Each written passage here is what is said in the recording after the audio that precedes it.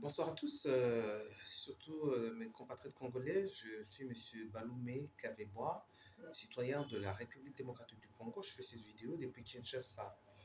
Je suis obligé, ça va être ma première vidéo sur les réseaux sociaux parce que nous sommes engagés, en tout cas en tant que République démocratique du Congo, nous sommes engagés dans un processus électoral qui doit nous conduire à l'élection d'un nouveau président, si tout se passe bien, le 20 décembre 2023.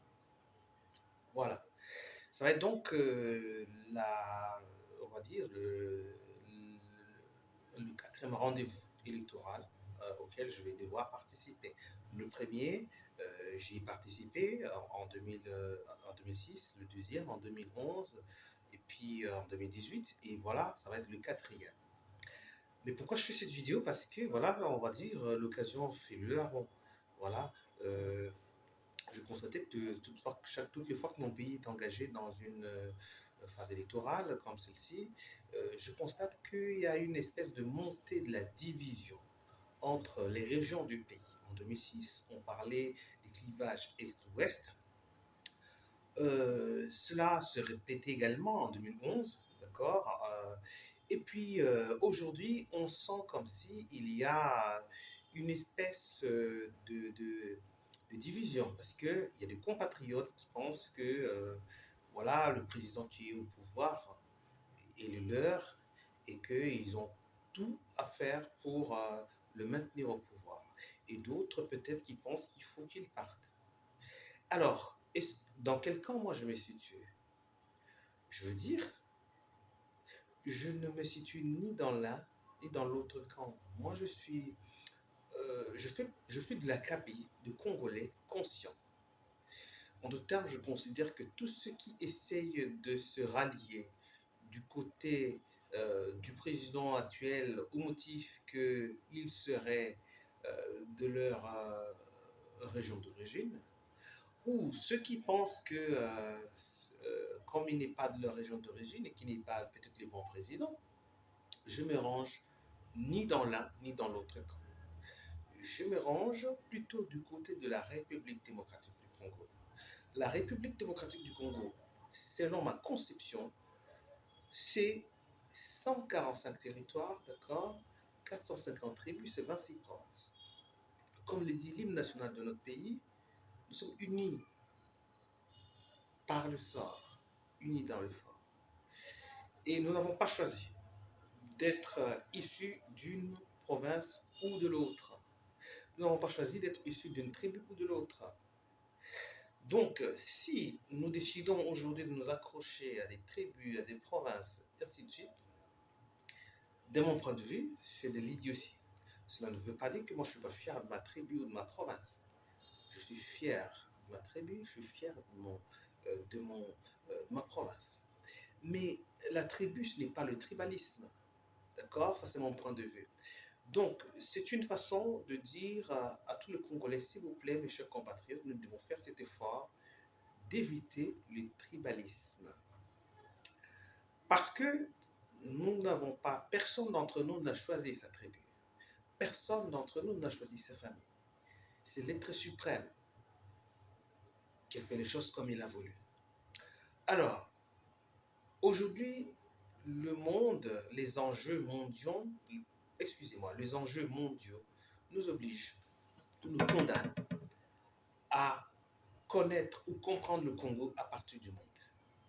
Si nous devons y aller avec l'approche euh, régionale, tribaliste, nous n'allons pas réussir à sortir le Congo de l'ornière. Écoutez, la- cette approche-là nous ramène à une époque qui date de longtemps. Aujourd'hui, le monde bouge. D'accord? Rappelez-vous, il y a quelques centaines d'années, nous étions plongés dans la traite des Noirs, ensuite l'esclavage, la colonisation. Aujourd'hui, l'Afrique vit ce qu'on appelle le néocolonialisme, qui se manifeste à travers l'ultra-capitalisme ou le néolibéralisme. Voilà. Alors, le combat pour les États d'Afrique aujourd'hui, c'est l'autodétermination, la souveraineté. comme qui dirait, l'enjeu pour le 21e siècle, l'enjeu du 21e siècle pour l'Afrique, c'est l'autodétermination, c'est la souveraineté. Comment pourrons-nous parler de la souveraineté de l'Afrique alors que à l'intérieur de nos États, parlons du Congo, à l'intérieur du Congo, les gens sont encore caractérisés par les particularismes provinciaux ou particularismes tribaux. Ce n'est pas normal. Nous sommes vraiment en retard et je veux demander à tous mes compatriotes de choisir de quitter. Euh, euh, c'est tard, ok? Parce que, regardez, l'Afrique de l'Ouest se réveille. L'Afrique anglophone, elle est déjà debout. Et nous, au Congo, voilà, ça fait presque 3 décennies que nous sommes sous le joug de deux petits pays, l'Ouganda et le Rwanda. En réalité, ces deux petits pays n'ont jamais eu la capacité ou ne peuvent jamais avoir la capacité de nous mettre à genoux. Mais pourquoi est-ce qu'elles réussissent à le faire? Elles profitent de nos divisions intérieures. Aucune civilisation ne peut être détruite de l'extérieur si elle n'est pas rongée de l'intérieur. Le Rwanda et l'Ouganda ne pouvaient jamais nous mettre à genoux. Mais ces deux pays ont profité de nos faiblesses intérieures. C'est une occasion pour moi de dire à tous mes compatriotes, s'il vous plaît, d'où que vous soyez, le Congo attend de nous de la grandeur. Si vous voulez que demain après-demain, qu'il n'y ait pas d'autres États comme le Rwanda et l'Ouganda qui puissent encore nous mettre à genoux, nous devons nous remettre en question aujourd'hui. Le Rwanda et l'Ouganda, en réalité, sont des sous-traitants de l'Empire occidental. Le Rwanda et l'Ouganda sont des bras séculiers de l'Occident. Ce sont des entités extérieures issues de l'Occident, notamment des multinationales et certaines des puissances issues de l'Occident, qui ont agi à travers le Rwanda pour nous mettre à genoux. Mais dans l'ordre juridique international, ces États-là qui instrumentalisent le Rwanda sont des États au même titre que nous. Donc, nous pouvons nous comporter en responsables, en État responsable, pour pouvoir faire face à tous ces défis. Comment y arriverons-nous si nous continuons à penser que le Congo se limite à nos tribus, à nos villages, à nos provinces, ainsi de suite? Voilà pourquoi, chers compatriotes, je vous demande, s'il vous plaît, de vous dépasser. Nous avons beaucoup de défis, beaucoup de challenges. Je comprends parfaitement ce qui se passe. Nous sommes une mosaïque de peuples. 145 territoires, 450 tribus, 4 grandes zones linguistiques. Et nous avons des gens qui, depuis la naissance, n'ont jamais quitté leur zone d'origine.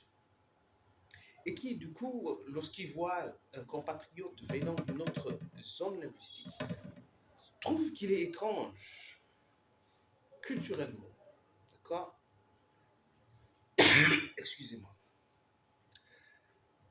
Je pense que si nos aînés, depuis 60, avaient construit des routes qui permettaient aux Congolais de Zongo d'aller facilement à Kolwezi, aux Congolais de Boma d'aller facilement à Goma, aux Congolais de Mbandaka d'aller facilement à Bukavu, ainsi de suite, je pense que cela aurait permis à tous nos compatriotes de se fréquenter durant les 63 dernières années. Cela n'a pas été le cas. Du coup, ce qui se passe aujourd'hui est que le Congolais issu de l'espace Kassai pense que le Congo se limite au Kassai. Le Congolais issu de l'espace Kivu pense que le Congolais, c'est seulement celui qui a l'image du Kivusien. Celui qui est dans l'espace Katanga, parce que le Congo se limite, le Congolais, c'est celui qui a l'image du Katangais. Celui qui est à l'ouest, l'équateur, et ainsi de suite, pense que c'est seulement quelqu'un qui fait à son image. C'est une erreur. Voilà autant de faiblesses qui font que les entités extérieures